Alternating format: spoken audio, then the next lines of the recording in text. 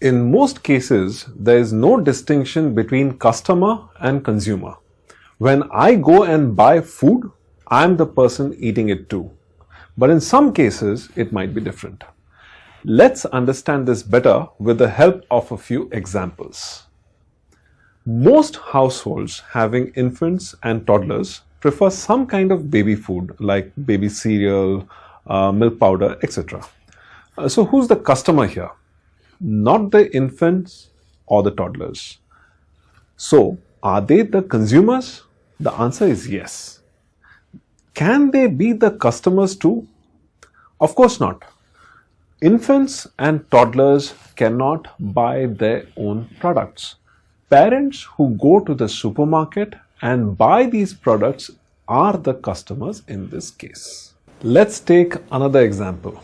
We all buy gifts for our friends, relatives, parents, spouses, children. Can you identify who's the customer and who's the consumer in this case? It's definitely a no-brainer now, isn't it? A person who buys the gift is the customer, and the person for whom the gift has been purchased is the consumer. So in your opinion, who should we give attention to? The customer or the consumer? The answer is a bit tricky. It usually depends on the product that you have designed. Is your product consumer friendly? Is it pocket friendly for the customer? A lot of such questions need to be kept in mind while designing a product or service. Both customers and consumers have equal relevance in today's businesses. If the consumer doesn't like your product, the customer may not buy it. And if the customers don't find your product well suited to their pockets, they will not buy even if the consumer rates it highly. Hence, put yourself in the shoes of the customer as well as the consumer while designing your product or service.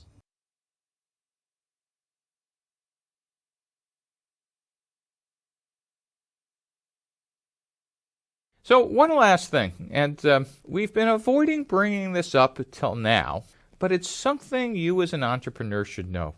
It's a secret. And it's a secret that we didn't even understand for a long time. And that secret is there are 4 types of startups. And not knowing which type you are can really sink your company.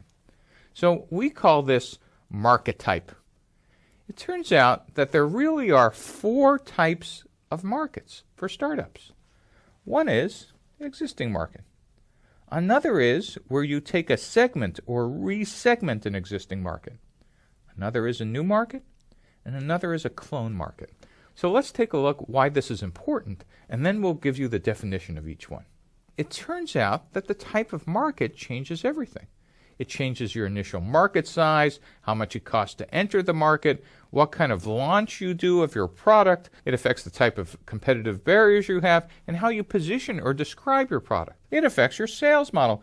Are you going to hire direct sales? When do you hire them? What kind of margins you should have or the profit?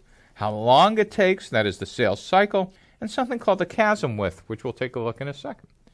It also affects how much money you're going to need to raise and how long it takes to get to profitability. And then finally, it affects the types of customers and what their needs are and how long it takes to adopt.